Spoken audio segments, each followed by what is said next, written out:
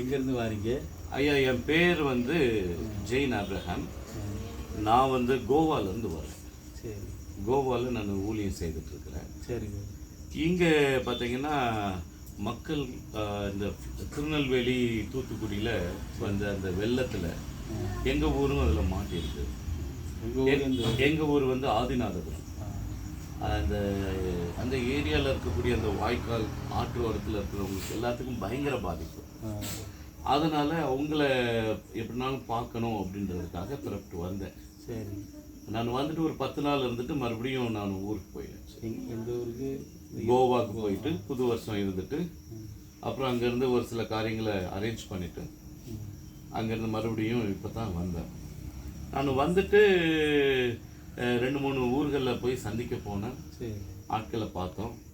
அப்புறம் சந்தித்து அங்கே ஸ்டே பண்ணிவிட்டு அங்கேருந்து என்னுடைய பழைய நண்பர் பாஸ்டர் லாரன்ஸை கூப்பிடணும் அப்படின்னு சொல்லி மனசுக்குள்ளே ஒரு எப்படி தெரியும் உங்களுக்கு?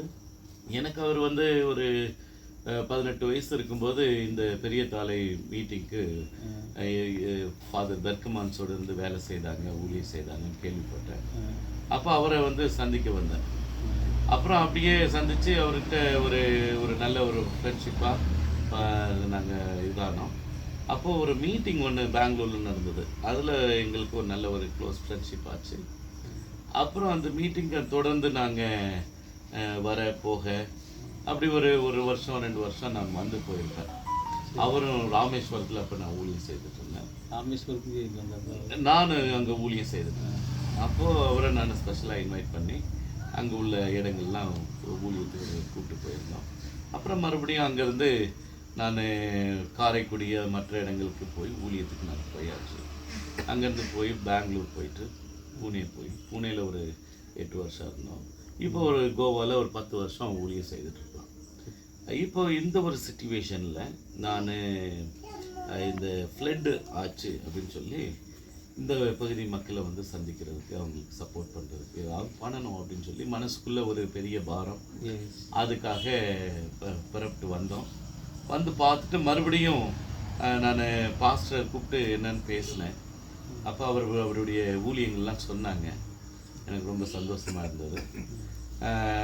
என்னென்னா இங்கே வந்து நிறைய பேர் கைவிடப்பட்ட நிலையில், வயதான நிலையில், ரொம்ப கஷ்டமான நிலையில் அவங்க வீடை விட்டு வெளியில் போய் மனநலம் பாதிக்கப்பட்டு ரோட்டோரங்களில் தனியாக நடந்து போயிட்டு இருக்கிறத நான் பார்த்தேன். ஜோடி நிறைய பேர் அப்படி போகிறாங்க. ரோட்டோரங்கள்லையும் ஜோடியும் நிறைய ஆட்கள் அப்படி போய் வந்திருக்கும்போது எங்களால் முடிஞ்ச உதவியை நாங்கள் பண்ணி செய்யத்தான் செய்யும். அதில் உள்ள ஆட்கள் அந்த ஏற்கால சுனாமி விடும்போது அப்போ அந்த ஆட்கள் சொல்லுவாங்க, இந்த ஆட்களுக்கெல்லாம் அந்த காமினிங்கிறவ சோறு கொடுப்பா அப்படின்னு சொல்லுவாங்க. அது வார போகிற ஆட்கள் அப்படின்னு நாங்கள் நினைப்போம். மனசில் என்ன நினைப்போம்னா, இந்த கடற்கரை ஏரியா ஃபுல்லாகவே ஒரு பெரிய ஆட்களை இது பண்ணுறதுக்கு ஒரு ஹோம் மாதிரி, ஒரு முதியோர் இல்லம் மாதிரி இல்லாமல் இருக்கே. இது கடவுள் ஒரு நமக்கு செய்தால் யார் மூலமாக இது பண்ணால் ரொம்ப நல்லா இருக்குமே அப்படின்னு சொல்லி சில நேரங்களில் நினைக்கும். அப்படி யார் முன்ன வந்து கடவுளுடைய அமைப்பு திட்டங்கள் நடந்தால் தானே அதெல்லாம் நடக்கும். நிறைய ஆட்கள் வந்து இந்த வாரியில் போகும்போதெல்லாம் அப்படி நாங்கள் நினைப்போம். இப்படி ஒரு இது நம்ம எல்லா நாளும் நம்மளால முடியாது இல்லையா? அப்போ அதுக்குன்னு அமைச்சு அப்படி செய்து அதை பராமரித்தால் மட்டும்தானே அந்த ஆட்களை பராமரிக்க முடியும் அப்படின்னு நினைப்போம். ஆனால் அது நான் நம்மளால் போய் எல்லாரையும் போய் வீடு இழந்தவங்க, வீடு இழந்து எல்லா தரமட்டமான குடும்பங்கள், அதில் வீட்டில் யாராவது இறந்து போனவங்க, அவங்க 2 பேரையும் சந்திக்கிறதுக்காக ஒரு என்னுடைய மனதில் ஒரு பாரம். இந்த பகுதியில் உள்ள மக்கள் நம்ம வந்து அவங்கள இப்படி கஷ்டப்பட்டு போகிறவங்களுக்கு ஏதாவது ஹோமில் ஜாயின் பண்ணி விடணும். நம்ம வந்து அவங்கள வச்சு பராமரிக்கணும்னா அது நிறைய செலவு இருக்குது. அவங்களுக்கு கவர்மெண்ட்டில் தகவல் தெரிவிக்கணும், அவங்களுடைய குடும்பத்துக்கு தகவல் தெரிவிக்கணும், அவங்களுக்கு தேவையான சாப்பாடு, துணிமணி எல்லாத்தையும் நம்ம கொடுக்கணும், ஹாஸ்பிட்டலுக்கு கொண்டு போகணும், ஹாஸ்பிட்டலில் ஏதாவது பிரச்சனைன்னு நம்ம பார்க்கணும். திடீர்னு அவங்களுக்கு ஏதாவது பிரச்சனை ஆகிட்டுன்னா அதுக்கு மேலே நமக்கு பல பிரச்சனைகள் இருக்குது. அதனால் இது இப்போ அந்த காலத்து மாதிரி நம்ம ஃப்ரீயாகலாம் செய்ய முடியாது. இந்த ஹோமுங்கிறது ஆமாம், இந்த ஹோமுங்கிறது ரொம்ப ஈஸி கிடையாது. ஏதாவது ஒரு பிரச்சனைனாலும் நம்ம மேலே வந்துடுவாங்க. இல்லை நிறைய பேர் மனநலம் பாதிக்கப்பட்டவங்க ஒரே இடத்துல ஒரே மனநிலையில் இருக்க மாட்டாங்க. எதையாவது எடுத்துகிட்டு போயிடுவாங்க, இல்லை ஏதாவது ஒரு பிரச்சனையை பண்ணிடுவாங்க. அவங்க மற்ற எதையும் யோசிக்கிறது கிடையாது. அப்படிப்பட்ட மக்களையும் நம்ம எப்படி பார்க்கணும், அதுக்காக நான் ப்ரேயர் பண்ணுவேன்.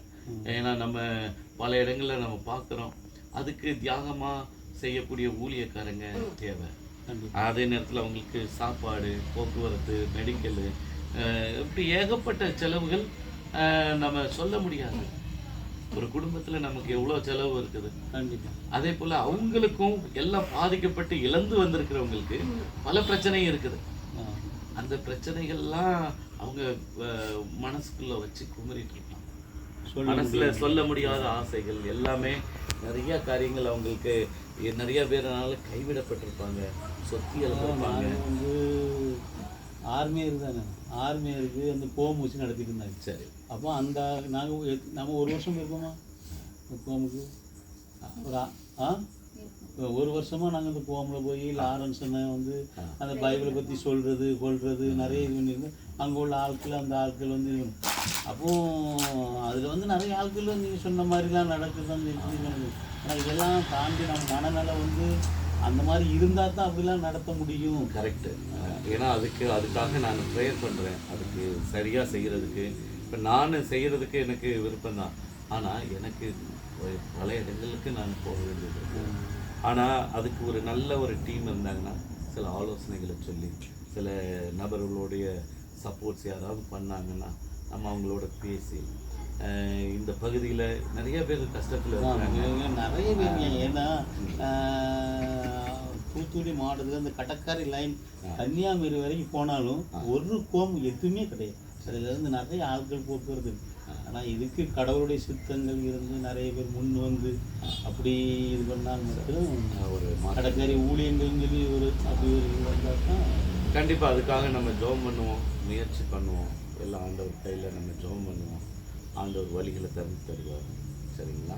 இதுக்கு தனியான இடம் இருக்கணும், அதுக்கான பில்டிங், அதுக்கான போக்குவரத்து இருக்கணும், அவங்களுக்கு தேவையான உணவுகள் இருக்கணும். இந்த இடத்துக்கு போனால் இதெல்லாம் நமக்கு கிடைக்கும் அப்படிங்கிற நம்பிக்கை மக்கள் இடத்துல கொண்டு வரணும். இது இன்னைக்கு ஆரம்பித்து நாளைக்கு விட்டுட்டு போகிறதா இருக்கக்கூடாது. சரிங்களா? அதுக்காக நாங்கள் மனபாரத்தோடு ஜெபம் பண்ணிட்டு இருக்கோம். எல்லாம் இழந்து போன நேரத்தில் எங்கே போக, இங்கே போனால் நமக்கு அடைக்கலம் இருப்பாங்க. ஒரு அடைக்கல கிராமம், அடைக்கல பட்டணம், அடைக்கல வீடு, அந்த மாதிரி ஒன்று உருவாக்குறதுக்காக ஜெபம் பண்ணிட்டு இருக்கேன். நீங்களும் ஜெபம் பண்ணுங்க.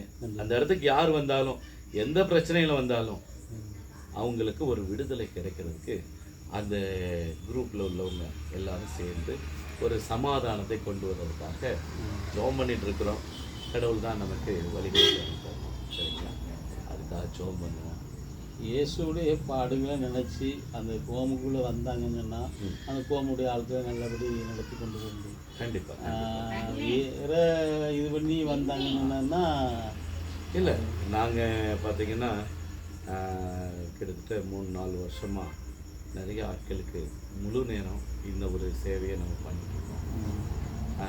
காலையில் எழுந்து டெய்லி சாப்பாடு செய்கிறது, டெய்லி ஒரு 200-300 பேருக்கு நம்ம முன்னால் ரெகுலராக சாப்பாடு, கொரோனா காலம் எல்லாம் ரெகுலராக போட்டுருக்கோம். இப்போவும் டெய்லி 100-200 பேருக்கு குறைந்தது நம்ம சாப்பாடு எடுத்துகிட்டு வண்டி எடுத்துகிட்டு போய் அவங்களுக்கு துணிமணி. நாங்கள் கோவாவில் தான் செய்கிறது இங்கே. ஆமாம். நானும் எல்லாமே நானே குக்கு, நான் தான் எல்லாமே நானே செய்திருவேன். கூட 2 பேர் ஹெல்ப்புக்கு நான் கூப்பிடுவேன். எல்லாம் மற்ற இதெல்லாம் இது பண்ணி. ஏன்னா இன்றைக்கி எதுக்கு செஞ்சாலும் நம்ம செய்யலைன்னா மற்ற ஆளை கூப்பிட்டோன்னா நிறையா செலவு. இப்போ அங்கே இந்த ஏரியா மாதிரி அங்கே இடம் ஃப்ரீயாக இல்லை. ஆனால் இங்கே எல்லாத்துக்குமே மனசு நம்ம செய்யணும். சில சமயம் சில மெம்பர்ஸ் வருவாங்க, அவங்க சப்போர்ட் பண்ணுவாங்க. சிலர் ஏதாவது பொருட்கள் வாங்கி கொடுப்பாங்க. அநேக மக்கள் என்ன பண்ணுறாங்க, சப்போர்ட் பண்ணுறாங்க. இந்த சில நண்பர்கள்கிட்ட நான் யார்ட்டையாவது கேட்குறது, ஏதாவது தேவைகள் வரும்போது என்னுடைய முழு சம்பளத்தையும் நான் என்ன பண்ணுறேன், இதுக்கு முழுமையாக அர்ப்பணம் செய்து நான் இந்த ஒரு சேவையை எப்படினாலும் செய்யணும். நம்ம செய்கிறத பார்த்தா மற்றவங்க செய்ய வர்றாங்க. அதனால் எதுவுமே தானாக வராது. இந்த ஊரில் நிறைய மிஷினரிஸ் வந்திருக்கிறாங்க. எல்லாம் வெளிநாட்டில் தியாகம் பண்ணி எல்லாத்தையும் விற்றுட்டு இங்கே வந்தால் ஊழியம் செஞ்சுட்டு போயிருக்கிறாங்க. சரிங்களா? அதான் வெளிநாட்டிலேருந்து நிறைய பணம் கொண்டு வருவாங்க. ஆனால் இங்கேருந்து போச்சில் வெறுசாக தான் போகும். அவ்வளோத்தையும் ஊழியத்துக்காக செலவு பண்ணி தானே போவாங்க. நானும் கேள்விப்பட்டிருக்கேன். நம்மளுக்கு இது அதனால் நம்மளால் முடிஞ்சது ஏதாவது 4 பேருக்கு நம்ம நல்லது செய்யணும். அது மட்டும் இல்லை, நமக்கு பிறகு அது வந்து ஒரு ஸ்தாபனமாக அநேகருக்கு ஆசீர்வாதமாக இருக்கிறதுக்கு நம்ம ஒரு நல்ல ஒரு வழியை செய்யணும். அதுக்காக நான் பிரார்த்தனை பண்ணி செய்துட்ருக்குறோம். இப்போ இந்த இடத்துல வந்ததில் ஒவ்வொரு நபர்களை சந்திக்கிறோம். கடவுள் வழிகளை திறப்பார். நான் இந்த பக்கம் வரணும்னு நினச்சி கூட பார்க்கல. ஆனால் திடீர்னு நான் கால் பண்ணதில் எனக்கு உடனே ஒவ்வொரு காரியங்களை ஆண்டவர் கிருபை செஞ்சார். பாஸ்டர் லாரன்ஸ் மூலமாக இன்னும் ஆண்டவர் வழிகளை திறப்பார். அதுக்காக ஜெபம் பண்ணிக்கிறோம்.